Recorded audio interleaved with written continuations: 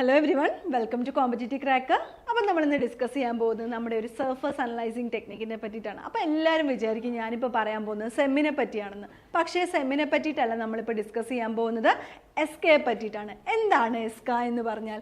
എസ്ക എന്ന് പറഞ്ഞാൽ electron spectroscopy for chemical analysis. അതിന് നമ്മൾ വളരെ മനോഹരമായിട്ട് വേറൊരു പേരിലാണ് അറിയപ്പെടുന്നത്. XPS എന്നൊരു പേരിലായിരിക്കും അറിയപ്പെടുന്നത്. അപ്പോൾ ഈ ഒരു ഏരിയയിൽ നിന്ന് വരുന്നത് വളരെ ഇമ്പോർട്ടൻ്റ് ആയിട്ടുള്ള ഒരു ക്വസ്റ്റ്യനിലൂടെ ഞാൻ ക്ലാസ്സിലോട്ട് കിടക്കാം. താഴെ തന്നിരിക്കുന്നതിൽ ഏത് ടെക്നിക്കിലാണ്, ഏത് അനലിറ്റിക്കൽ ടെക്നിക്കിലാണ് നമ്മുടെ ഫോട്ടോ ഇലക്ട്രിക് എഫക്റ്റിൻ്റെ ബേസിസിൽ വർക്ക് ചെയ്യുന്നത്? അപ്പം നമ്മളുടെ electron spectroscopy for chemical analysis work ചെയ്യുന്നത് ഓൺ ദ ബേസിസ് ഓഫ് നമ്മുടെ ഫോട്ടോ ഇലക്ട്രിക് എഫക്റ്റ് ആണ്. ഇനി നമുക്ക് നമ്മുടെ ക്ലാസ്സിലേക്ക് പോകാം. എന്താണ് എസ്കയെ പറ്റിയിട്ടാണ് നമ്മൾ ഡിസ്കസ് ചെയ്യുന്നത്. നമ്മുടെ സെമ്മിനെ പോലെ തന്നെയുള്ള ഒരു സർഫസ് അനലൈസിങ് ടെക്നിക്കാണ് എസ്ക. നിങ്ങൾ ഓർക്കുക, electron spectroscopy for chemical analysis ആണ് എസ്ക എന്ന് പറയുന്നത്. ഞാൻ പറഞ്ഞു ഇതിന് നമ്മൾ മെയിനായിട്ട് അറിയപ്പെടുന്നത് XPS എന്നാണ്. XPS means x ray photo electron spectroscopy എന്നാണ് ഇത് അറിയപ്പെടുന്നത്. അപ്പം ഇവിടെ ഞാൻ പറഞ്ഞു സെമ്മിനെ പോലെ തന്നെ സർഫസ് ക്യാരക്ടറൈസേഷൻ തന്നെയാണ് എസ്കയുടെയും ഓൾടുഗദർ ആയിട്ടുള്ള ലക്ഷ്യം എന്ന് പറയുന്നത്. അപ്പോൾ ഇവിടെ എന്ന് പറഞ്ഞാൽ നമ്മുടെ സോളിഡ് സർഫസ് എടുക്കുകയാണ്. ആ സോളിഡ് സർഫസിൻ്റെ കുറച്ച് ആറ്റോമിക് ലെയേഴ്സിനെ അനലൈസ് ചെയ്യാൻ വേണ്ടിയിട്ടാണ് മെയിനായിട്ട് നമ്മൾ എന്ത് യൂസ് ചെയ്യുന്നത്? എസ്ക യൂസ് ചെയ്യുന്നത്. അപ്പോൾ സിമ്പിളായിട്ട് പറഞ്ഞാൽ എസ്കയുടെ പ്രിൻസിപ്പൽ എന്ന് പറഞ്ഞാൽ എന്താണ്? നമ്മുടെ ഫോട്ടോ ഇലക്ട്രിക് എഫക്റ്റ് തന്നെയാണ് ഈ XPSൻ്റെയും ബേസിക് ആയിട്ടുള്ള പ്രിൻസിപ്പൽ എന്ന് പറയുന്നത്. ഇതെന്ന് പറയുന്നത് നമ്മളുടെ എലമെൻ്റൽ കോമ്പോസിഷൻ ഓഫ് സർഫസ് എന്ന് പറഞ്ഞാൽ നമ്മളുടെ സോളിഡ് സർഫസ് കാർബൺ കൊണ്ടാണോ അതോ നൈട്രജൻ കൊണ്ടാണോ ഓക്സിജൻ കൊണ്ടാണോ, ഇങ്ങനെ ഏത് എലമെന്റ് കൊണ്ടാണ് നമ്മളുടെ സോളിഡ് സർഫസ് ഉണ്ടാക്കിയിരിക്കുന്നത്. അതുപോലെ തന്നെ നമ്മളുടെ കെമിക്കൽ ബോണ്ടിങ്, സർഫസിലുള്ള കെമിക്കൽ ബോണ്ടിങ് എന്താണ്, ഇങ്ങനെയുള്ള ഇൻഫോർമേഷൻസ് ആണ് ആര് നമുക്ക് പ്രൊവൈഡ് ചെയ്യുന്നത്? നമ്മുടെ എസ്ക നമുക്ക് പ്രൊവൈഡ് ചെയ്യുന്നത്. അപ്പോൾ എസ്ക എന്തെല്ലാം ഇൻഫോർമേഷൻസ് തരും? എലമെന്റൽ കോമ്പോസിഷൻ ഓഫ് സർഫസ് തരും, അതുപോലെ തന്നെ chemical bonding at the surface. ഇത്രയും വളരെ ഇമ്പോർട്ടൻ്റ് ആയിട്ടുള്ള ഇൻഫോർമേഷൻസ് ആണ് എസ്ക നമുക്ക് പ്രൊവൈഡ് ചെയ്യുന്നത്. മനസ്സിലാവുന്നു? അപ്പം നമ്മൾ നമ്മുടെ പീരിയോഡിക് ടേബിളിൽ നോക്കുവാണെങ്കിൽ ലിഥിയം മുതൽ യുറേനിയം വരെയുള്ള എലമെൻറ്റിൻ്റെ ഐഡൻറ്റിഫിക്കേഷനും ക്വാണ്ടിഫിക്കേഷനും ആര് വഴി നമുക്ക് ചെയ്യാൻ പറ്റും? നമ്മുടെ ഈ എസ്ക വഴി നമുക്ക് ചെയ്യാൻ പറ്റും. ഇതിൻ്റെ ഒരു ഡ്രോബാക്ക് എന്തെന്ന് പറഞ്ഞാൽ ഹൈഡ്രജനെയും ഹീലിയത്തിനെയും നമുക്ക് ഐഡൻറ്റിഫൈ ചെയ്യാനായിട്ട് എസ്ക യൂസ് ചെയ്ത് പറ്റത്തില്ല. എന്തുകൊണ്ടാണ്? നിങ്ങൾക്ക് സംശയം വന്നില്ലേ എന്തുകൊണ്ടാണ് ഹൈഡ്രജനും ഹീലിയം ഇത്രയും വൈഡായിട്ട് കാണപ്പെടുന്ന രണ്ട് എലമെൻറ്റ്സ് അല്ലേ? അതിനൊരു റീസൺ ഉണ്ട്, അത് ഞാൻ വഴിയേ പറയാം. അപ്പം നമ്മൾ എസ്കയെ പറ്റി ഇത്രയും കാര്യങ്ങളൊക്കെ ഓർത്ത് വച്ചേക്കുക. ഇതിൻ്റെ ബേസിക് പ്രിൻസിപ്പിൾ നമ്മളുടെ ഫോട്ടോ ഇലക്ട്രിക് എഫക്റ്റ് ആണ്. എക്സ്റേ ഫോട്ടോ ഇലക്ട്രോൺ സ്പെക്ട്രോസ്കോപ്പി എന്നാണ് കോമൺ ആയിട്ടും അറിയപ്പെടുന്നത്. അതുപോലെ തന്നെ ഒരു സർഫസ് ക്യാരക്ടറൈസിങ് ടെക്നിക്കാണ്. നമ്മളുടെ സർഫസുകളുടെ എല്ലാം ടോപ്പ് ഫ്യൂ അറ്റോമിക് ലെയേഴ്സിനെ ഐഡൻറ്റിഫൈ ചെയ്യാനായിട്ട് നമുക്ക് എന്ത് യൂസ് ചെയ്യാനായിട്ട് പറ്റും? എസ്ക യൂസ് ചെയ്യാനായിട്ട് പറ്റും. അപ്പോൾ ആരാണ് ഈ എസ്കയുടെ പിന്നിൽ പ്രവർത്തിച്ചത്, അല്ലെങ്കിൽ എസ്ക എവിടെയാണ് യൂസ് ചെയ്തത്? നമ്മുടെ സെയ്ബാനും ഹിസ് ഗ്രൂപ്പും, നമ്മുടെ സ്വീഡനിലുള്ള സയൻറ്റിസ്റ്റുകളാണ്. അവരാണ് ആദ്യമായിട്ട് first energy resolution of ESCA pattern of sodium chloride report ചെയ്തത്. തീർച്ചയായിട്ടും ഇങ്ങനെയുള്ള നോവൽ കണ്ടുപിടുത്തങ്ങൾക്കൊക്കെ എന്ത് കിട്ടും? നമ്മുടെ നോബൽ പ്രൈസ് കിട്ടും അല്ലേ? നോവൽ കണ്ടുപിടുത്തങ്ങൾക്ക് നോബൽ പ്രൈസ് കിട്ടും.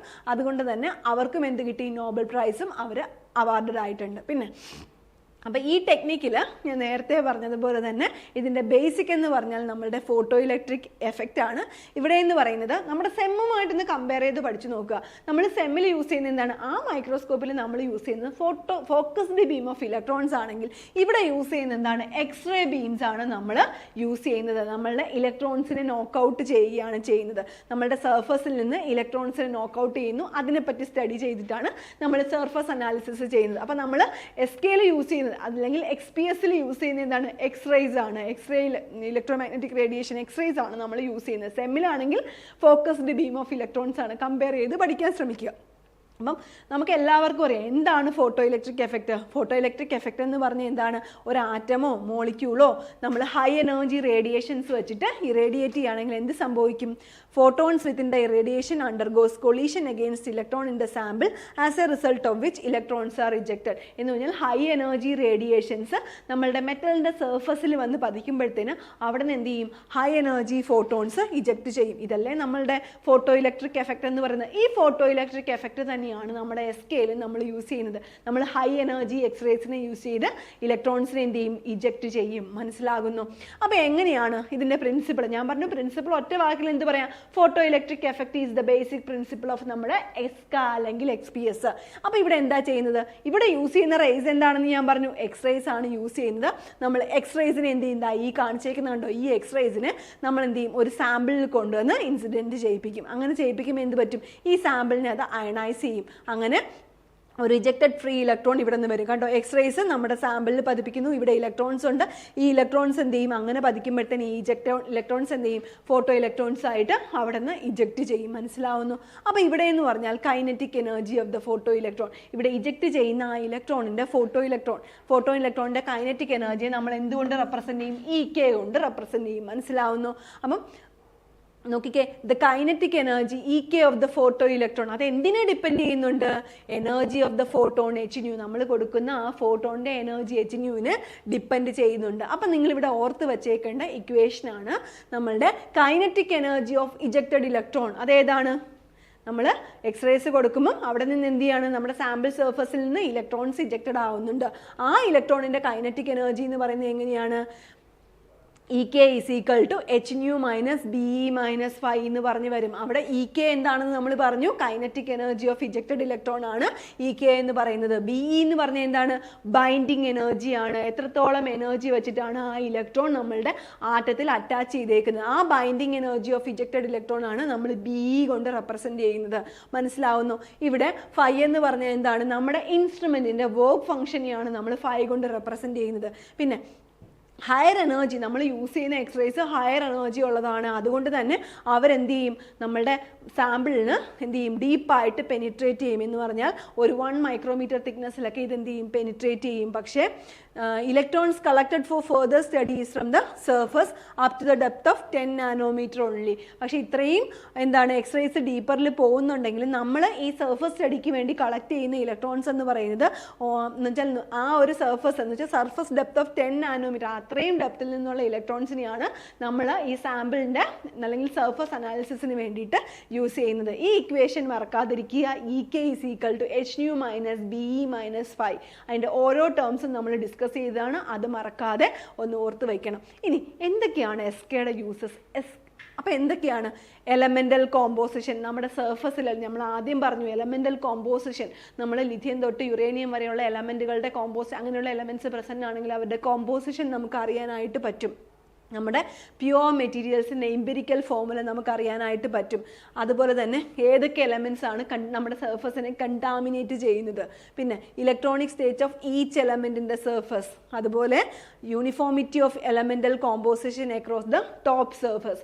അവിടെ കോമ്പോസിഷൻ നമ്മൾ സർഫസ് എടുക്കുകയാണെങ്കിൽ അവിടെ എലമെൻ്റൽ കോമ്പോസിഷൻ യൂണിഫോം ആണോ അല്ലയോ അങ്ങനെയുള്ള കാര്യങ്ങളും നമുക്ക് എസ്ക വഴി കണ്ടുപിടിക്കാനായിട്ട് പറ്റും. അപ്പോൾ ഇങ്ങനെയുള്ള ഒരുപാട് കാര്യങ്ങൾ നമ്മുടെ സെറ്റിൻ്റെ സിലബസിനകത്ത് വരുന്നുണ്ട്. നമ്മൾ സെം വളരെ കോമൺ ആയിട്ട് നമ്മൾ പഠിക്കുന്നതാണ്, കേൾക്കുന്നതാണ്. XPS നമ്മൾ കേൾക്കും. പക്ഷേ എസ്ക എന്ന് പറയുമ്പോൾ നമുക്ക് കുറച്ച് കൺഫ്യൂഷൻ വരും. കാര്യം XPSും SK ആണെന്ന് പല കുട്ടികൾക്കും അത്രയും കാര്യമായിട്ട് അറിയില്ല.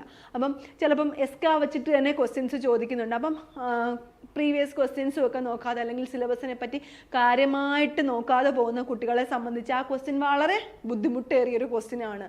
ഇല്ലെങ്കിൽ ഞാൻ പറഞ്ഞില്ലേ നേരത്തെ പറഞ്ഞതുപോലെ തന്നെ ഇപ്പോൾ എക്സ്റേ ഫോട്ടോ ഇലക്ട്രോൺ സ്പെക്ട്രോസ്കോപ്പി അല്ലെങ്കിൽ നമ്മുടെ ഫോട്ടോ ഇലക്ട്രിക് എഫക്റ്റിൻ്റെ ബേസിസിൽ വർക്ക് ചെയ്യുന്ന അനലിറ്റിക്കൽ ടെക്നിക്ക് ഏതാണെന്ന് ചോദിക്കുമ്പോൾ നമുക്ക് സെം കാണും, എസ്ക കാണും, UV വിസിബിൾ സ്പെക്ട്ര കാണും. അപ്പോൾ എസ്ക എന്താണെന്ന് അറിയാത്തത് കൊണ്ട് മാത്രം ചില കുട്ടികൾ ചിലപ്പോൾ അവർ XPS എന്ന് മാത്രമേ പഠിക്കത്തുള്ളൂ. അപ്പോൾ നമ്മൾ ഇവിടെയൊക്കെ ചെയ്യേണ്ടത് maximum previous year questions work out ചെയ്യുക. നമ്മുടെ സെറ്റിന് വേണ്ടിയിട്ട് നമ്മുടെ 60 ഡേയ്സിൻ്റെ ഒരു ക്രാഷ് ബാച്ച് നമ്മുടെ CCയിലും സ്റ്റാർട്ട് ചെയ്തിട്ടുണ്ട്. അപ്പോൾ നമ്മൾ ചെയ്യുന്നത് ഇത് തന്നെയാണ്, maximum previous year questions work out ചെയ്യുക. ആ പ്രീവിയസ് ഇയർ ക്വസ്റ്റ്യൻസ് എന്ന് പറയുന്നത് സെറ്റിൽ മാത്രം ലിമിറ്റഡ് ആവരുത്, അത് കേരള സെറ്റിൽ മാത്രം ലിമിറ്റഡ് ആവരുത്. നമ്മൾ ഗേറ്റും നെറ്റും അതുപോലെ തന്നെ ബാക്കിയുള്ള സംസ്ഥാനങ്ങളിൽ നടന്ന സെറ്റിൻ്റെ എക്സാംസും അതുപോലെ തന്നെ PSCക്ക് ചോദിക്കത്തില്ലേ, അങ്ങനെയുള്ള ക്വസ്റ്റ്യൻസ് പോലും നമ്മൾ വർക്കൗട്ട് ചെയ്യണം. ഈവൻ നമ്മുടെ JEE ലെവലുള്ള ക്വസ്റ്റ്യൻസ് പോലും ചിലപ്പോൾ ചോദിക്കാറുണ്ട്. ഇപ്പോൾ കോമൺ നെയിം കെമിക്കൽ നെയിം പലപ്പോഴും ഇപ്പം ചോദിച്ച് കാണുന്നൊരു പാറ്റേൺ ആണ്.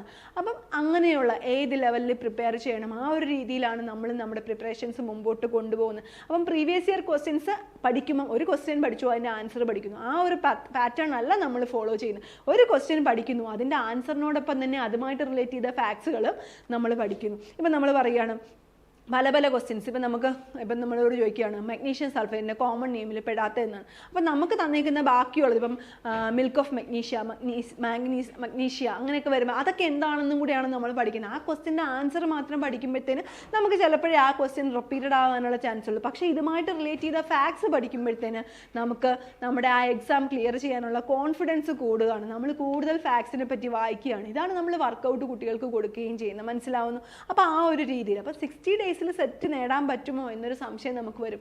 നമ്മൾ സ്മാർട്ട് വർക്ക് ചെയ്യുകയാണെങ്കിൽ, നമുക്ക് ഹാർഡ് വർക്ക് ചെയ്യാനുള്ളൊരു മനസ്സുണ്ടെങ്കിൽ നമ്മൾ 2 വർഷം MSc പഠിച്ച സിലബസ് നമുക്ക് നേടിയെടുക്കാൻ പറ്റും. ഈ സെറ്റ് നമുക്ക് നേടിയെടുക്കാൻ പറ്റും. അപ്പം നിങ്ങൾക്ക് ഫുൾ റെക്കോർഡഡ് ക്ലാസ്സസ് അവൈലബിൾ ആണ്. പക്ഷേ ഇത്രയും റെക്കോർഡഡ് ക്ലാസ്സസ് നിങ്ങൾ കണ്ടു തീർക്കുക എന്നുള്ളതല്ല നമ്മൾ ഉദ്ദേശിക്കുന്നത്. മാക്സിമം നിങ്ങൾ ലൈവ് ക്ലാസ്സുകൾ അറ്റൻഡ് ചെയ്യുക, മാക്സിമം ക്വസ്റ്റ്യൻസ് വർക്കൗട്ട് ചെയ്യുക. അപ്പോൾ അത് തന്നെയാണ് നമ്മൾ ഈ 60 days ക്രാഷ് ബാച്ചിൽ ഉദ്ദേശിക്കുന്നത്. അപ്പം ഹാർഡ് വർക്ക് ചെയ്യാൻ തയ്യാറായിട്ടുള്ളവരുണ്ടെങ്കിൽ CC പോകുന്നുള്ളൂ, നിങ്ങൾക്കും സെറ്റ് നേടിയെടുക്കാനായിട്ട് സാധിക്കും. അപ്പം നമ്മൾ എസ്ക കംപ്ലീറ്റ് ചെയ്തിട്ടുണ്ടോ? ഇല്ല. എസ്ക എന്തൊക്കെ കമ്പോണൻസ് എക്സ്കയുടെ ആ ഇൻസ്ട്രുമെൻറ്റേഷനിലോട്ട് പോകുമ്പോഴത്തേന് അവിടെ ഒരു സോഴ്സ് വേണം അല്ലേ? നമ്മൾ എക്സ്റേസ് അല്ലേ പ്രൊവൈഡ് ചെയ്യുന്നത്, ആ എക്സ്റേക്ക് ഒരു സോഴ്സ് വേണ്ടേ? സാമ്പിൾ ഹോൾഡർ വേണ്ടേ? നമ്മൾ സെമ്മിൽ പറഞ്ഞതുപോലെ ഒരു സാമ്പിൾ ഹോൾഡർ ഇവിടെയും വേണം. അനലൈസർ വേണ്ടേ? അതിനെ അനലൈസ് ചെയ്യണ്ടേ? അനലൈസ് ചെയ്യണം. ഒരു ഡിറ്റക്ട് ചെയ്യാനായിട്ടൊരു ഡിറ്റക്ടർ വേണം. അതുപോലെ തന്നെ മെയിനായിട്ടും ഒരു സിഗ്നൽ പ്രോസസ്സറും വേണം. അതിനെ റീഡ് ഔട്ട് ചെയ്യാനായിട്ട് ഒരു കമ്പ്യൂട്ടർ സിസ്റ്റവും വേണം. ഇത്രയുമാണ് ബേസിക്കായിട്ട്. എല്ലാ കാര്യങ്ങളിലും ഇതൊക്കെ തന്നെയാണുള്ളത്. അപ്പോൾ SKയുടെ കേസിലും ബേസിക്കായിട്ട് ഇതൊക്കെയാണുള്ളത്. SKയുടെ ഒരു ഇൻസ്ട്രുമെൻറ്റേഷൻ, ആ ഒരു ഇൻസ്ട്രുമെൻറ്റേഷനാണ് ഈ കാണിച്ചേക്കുന്നത്. ഇവിടെ ഒരു ലാമ്പ് സോഴ്സ് ഉണ്ട്, നമ്മുടെ എക്സ്റേ സോഴ്സ് ഉണ്ട്, അതുപോലെ തന്നെ ഇവിടെ സാമ്പിൾ ഹോൾഡറുകളുണ്ട്. ഇവിടെ നമ്മൾക്ക് അനലൈസർ, ഒരു ഹെമിസ്പെറിക്കൽ മാനറിൽ ഒരു അനലൈസർ ഉണ്ട്. നമുക്ക് ഒരു വാക്വം പമ്പ്സ് നമ്മൾ പ്രൊവൈഡ് ചെയ്യുന്നുണ്ട്. ഹൈ വാക്വത്തിലാണ്. നമ്മൾ സെമ്മിൽ പറഞ്ഞു നമ്മൾ കണ്ടാമിനേഷൻസ് അവോയ്ഡ് ചെയ്യാൻ വേണ്ടിയിട്ട് ഹൈ വാക്വത്തിലായിരിക്കും സെമ്മിനെയൊക്കെ പ്ലേസ് ചെയ്യുന്നത്. അതേ മാനറിൽ തന്നെയാണ് നമ്മൾ SKയിലും ചെയ്യുന്നത്. അതിനുശേഷം ഇവിടെ നടക്കുന്ന ഇൻട്രാക്ഷന് ശേഷം നമ്മൾ ഇജക്ട് ചെയ്യുന്ന ഇലക്ട്രോൺസിനെ അനലൈസ് ചെയ്യുന്നു, അതിനെ ഡിറ്റക്ട് ചെയ്യുന്നു, അതിനെ റീഡ് ഔട്ട് ചെയ്യുന്നു. ഇത് തന്നെയാണ് സിമ്പിളായിട്ട് പറഞ്ഞാൽ SKയുടെ ഒരു എക്സ്പെരിമെന്റൽ സെറ്റപ്പ് എന്ന് പറയുന്നത്. അപ്പോൾ ഓരോന്നും നമ്മളിവിടെ പഠിക്കണം. എന്താണ് സോഴ്സ്? നമ്മൾ ഇവിടുത്തെ സോഴ്സ് എന്ന് പറഞ്ഞാൽ എന്താണ്? എക്സ്റേസ് അല്ലേ യൂസ് ചെയ്യുന്നത്. സോ തീർച്ചയായിട്ടും സോഴ്സ് നമുക്ക് എന്ത് പ്രൊവൈഡ് ചെയ്യണം? എക്സ്റേസിനെ പ്രൊവൈഡ് ചെയ്യണം. X ray photo source. മനസ്സിലാവുന്നു? ഇവിടെ നമ്മൾ സാധാരണയായിട്ട് യൂസ് ചെയ്യുന്നത് എക്സ്റേ ട്യൂബാണ്. X ray tube equipped with aluminium അല്ലെങ്കിൽ മഗ്നീഷ്യം മെറ്റൽ ടാർജറ്റ് ഉള്ള എക്സ്റേ ട്യൂബുകളാണ് നമ്മൾ സോഴ്സായിട്ട് യൂസ് ചെയ്യുന്നത്. സാമ്പിൾ ഹോൾഡർ എന്ന് പറയുന്നത് എന്താണ്? സാമ്പിൾ ഹോൾഡർ എന്ന് പറഞ്ഞാൽ നമ്മുടെ സോഴ്സിനും എൻട്രൻസ് സ്ലിറ്റ് ഉണ്ട്. ഇവിടെ കാണിച്ചിട്ടുണ്ട് കണ്ടോ, ഒരു എൻട്രൻസ് സ്ലിറ്റ് കൊണ്ടിട്ടുണ്ട്. അതുപോലെ തന്നെ സോഴ്സ്, ഇതിൻ്റെ ഇടയ്ക്കാണ് നമ്മൾ എന്തിനെ പ്ലേസ് ചെയ്യുന്നത്? നമ്മളുടെ സാമ്പിൾ ഹോൾഡറിനെ പ്ലേസ് ചെയ്യുന്നത്. ഇനി ഒരു ക്രിസ്റ്റൽ ഡിസ്പേഴ്സർ കാണും. അതെന്ന് പറയുന്നത് എന്ത് ചെയ്യുന്നു? Photons of non energy from the source and incident on the sample എന്ന് പറഞ്ഞാൽ ഇവിടെ ക്രിസ്റ്റൽ ഡിസ്പേഴ്സർ എന്ത് ചെയ്യാണ്? ഫോട്ടോൺസ് ഓഫ് നോൺ എനർജിയെ സെലക്ട് ചെയ്യുന്നു. അതാണ് നമ്മളുടെ സാമ്പിളിൽ നമ്മൾ ഇൻസിഡൻറ്റ് ചെയ്യുന്നത്. പിന്നെന്താണ്? Inside the sample holder should be evacuated. നമ്മൾ പറഞ്ഞു ഇവിടെ നമ്മളുടെ സാമ്പിൾ ഹോൾഡർ, നമ്മുടെ സാമ്പിളിൽ മാക്സിമം സർഫസ് കണ്ടാമിനേഷൻസ് ഒക്കെ അവോയ്ഡ് ചെയ്യണം. കാര്യം സർഫസിൽ എന്തെങ്കിലും കണ്ടാമിനേഷൻസ് വരുവാണെങ്കിൽ എന്ത് ചെയ്യും?